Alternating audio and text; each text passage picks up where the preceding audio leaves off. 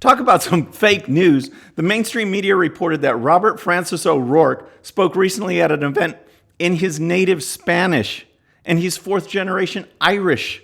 We'll look at that story, plus some new polling that just came out that shows the effect of these types of efforts by the media and shows how much people think that the media try to manipulate stories for political purposes. Also, remember Alexandria Ocasio-Cortez saying the GOP tried to amend the Constitution so FDR wouldn't run for re-election or couldn't run for re-election years after he'd already died? Well, Representative Liz Cheney has some great comments on that. We'll look at that, plus a whole lot more. I'm Bobby Eberle. This is a 13-minute news hour. And God bless the United States of America.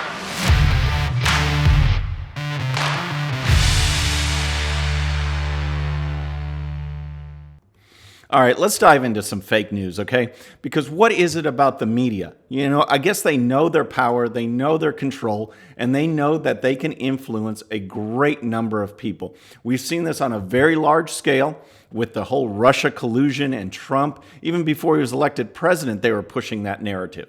And then it turned out to be false, and they're like, oh my gosh, what's going on? That's a big example, but there are small ones as well. And one of them that came to light this weekend is just a perfect example of how they're trying to push Beto as some Hispanic when he's not. I mean, the mainstream media, Barack Obama was 50% white, and yet he became the first black president. Beto is 100% white Irish, and yet they're trying to make him the first Hispanic president of all time. And it's just ridiculous. Here, he was speaking at different stops in Texas, and here's how the Associated Press covered it. Here's a paragraph from one of their stories. "We have learned not to fear our differences, but to respect and embrace them," he told a crowd that waved small American flags and black and white signs reading, "Viva Beto," while often interrupting their candidate to chant his first name. O'Rourke also spoke at length in his native Spanish, eliciting loud and sustained cheers.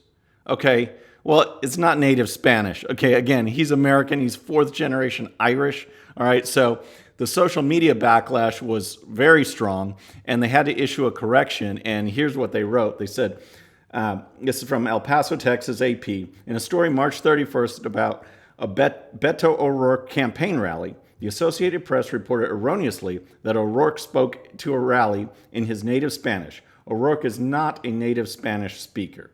All right, so much for their correction. But what about this reporter, okay? Was he some fresh out of college green guy that didn't know what he was doing? No, of course he knew what he was doing. We're talking about Will Weissert, and let's look at some background on him a little bit so you can kind of get an idea where this reporter's coming from. All right, this is from the Associated Press after they promoted him in 2015. Weissert named head of AP's Austin Bureau. Weissert joined the Texas AP staff in San Antonio in 2010 after 4 years reporting in Havana, Cuba, where he served as AP's acting chief of bureau in the Caribbean nation. Prior to his work in Cuba, Weissert covered drug smuggling and politics for 6 years in Mexico City. He joined the AP in 2000 as a correspondent in charge of the Cooperative's Guatemala City Bureau. All right, his insertion of the native Spanish didn't go unnoticed, like I said, and there were some pretty good tweets out there, and let's just go over a few, okay? This one's from Chet Cannon. "Oh yes, the fourth generation Irish American from Texas, Robert Francis O'Rourke, speaking in his native Spanish. So good, in fact, was his native Spanish that the crowds actually thought they'd been magically whisked away to the Emerald Isle with the other native Spanish speakers." All right, and here's another one from Dan Reel. "Native Spanish, so he can't be POTUS, right? Not the birth certificate thing again. So right, if it's native Spanish, I guess we don't even have to worry about his candidacy. I mean, let's just check his birth certificate and he's out of there because he's native Spanish." So that just shows you what the media will do to push a narrative. Now, the question is, does it work? You know, does it sink in? And the answer is yes, and that's why they keep doing it. And it's just so funny that this story popped up right when a new poll came out that shows the effect of the news trying to manipulate stories, pushing fake news, pushing false narratives, and it really does make a difference. So let's look at this. This is from the Washington Times, and the survey I'll put this up on the screen. This is from the Judy Ford Wasson Center for Public Policy at Christopher Newport University. Okay, and one of the questions they asked is, our nation's major news organizations publish fake news stories for political purposes. Do you agree or disagree? 57% agreed with that statement, and 44% disagreed. All right, so they broke it down a little bit. They want, on this next chart, we'll show you kind of the strength. Do you know if you strongly agreed with that statement or strongly disagreed or were somewhere in the middle? So we'll put this one up, and here's what this one says. Again, the question is, our nation's major news organizations publish fake news stories for political purposes. 28% rated their answer a 10, meaning they strongly agree. Only 11% strongly disagreed. So you see the strength right there when you see that poll, that people feel really strongly that you can't trust the media, that they manipulate things, they push fake news, they push false stories. And when it's broken down, as you see in this next chart, you see that Republicans overwhelmingly feel that way. Let's put this up. Say, okay, this is when broken down by party affiliation, you can see the results. Republicans, 86% agree, 14% disagree. The Democrats, 31% agree, 69% disagree. Independents, 37% agree, 63% disagree. Now, you're probably looking at that, and to you, the pie chart that might stick out the most is the Republican one. But the ones that really send a message to me are the Democrat and Independent. Because if independents that kind of say, oh, I'm not Republican or Democrat, if 37% of those can see through the media's ploys and tricks and say that they think that the stories are manipulated, that's a sign right there. And as more people pay attention and as we bring it to light, I think that we can hopefully get into these people's heads and show them. That's why, when Trump complains about fake news, he always follows it up with, an example. I mean, he posts that relating to a story that just popped out. And I think that's a good thing. And I'm glad he speaks up on that, because someone needed to. No one was doing it in the past. And we need to call out the media when they're wrong. When they're just doing honest reporting, that's great. That's what we all kind of thought was supposed to happen, but it doesn't happen anymore. And we need to call them out when it doesn't. Okay, so let's move on to Alexandria Ocasio-Cortez. So on Monday's show, which I thank you for the support. The comments are doing great, so let's keep it up and add comments to today's show. We talked about her speaking at a town hall, which was, sponsored by MSNBC and hosted by her big cheerleader, Chris Hayes over there. And she said this. We had and carried supermajorities in the House, in the Senate. We carried the presidency.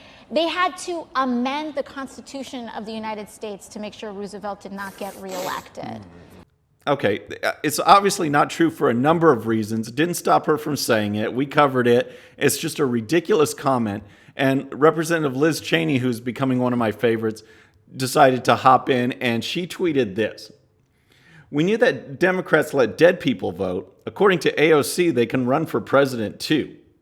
So, of course, AOC didn't let that go, and she came back with this tweet.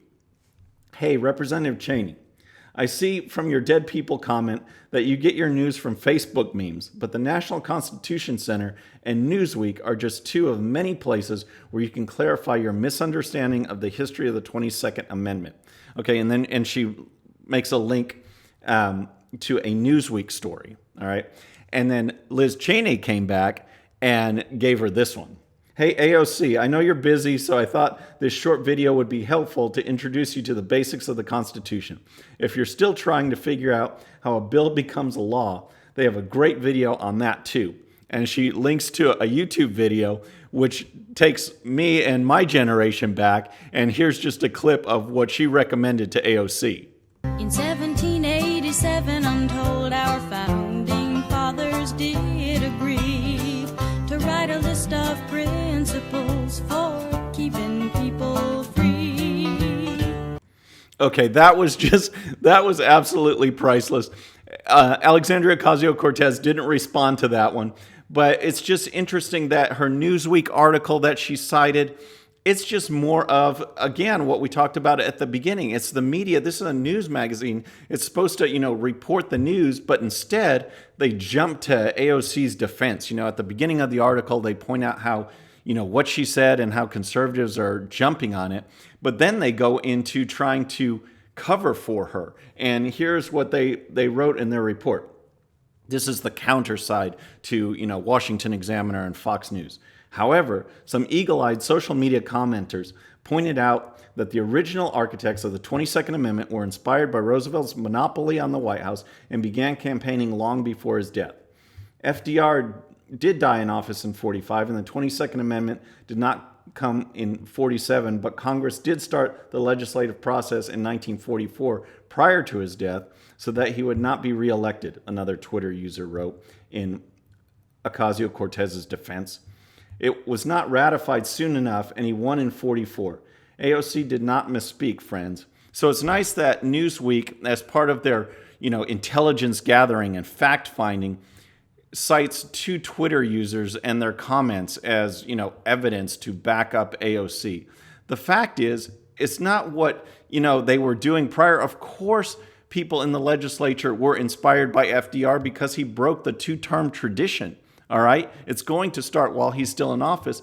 The fact is what she actually said and how ridiculous it is. And it was absolutely wrong. That's what we're talking about here, not what was going on historically, but her interpretation or misinterpretation of it and not knowing the facts. To say that the GOP amended the Constitution so FDR could not run for re-election. It's false on so many levels and just ridiculous. And so finally, I want to wrap up with this. I want to just ask you a question. Do you think Apple has gotten lame? Because here I am, I've only used Apple products. When I was 19 years old working at NASA, and I saw my first Macintosh in 1988, and I just thought it was amazing. And I've been an Apple user ever since. I've got my laptop, I've got my watch, everything. I'm in the Apple ecosystem. And yet it just seems like more and more and more, they're just focused on left-wing projects rather than making cool tech.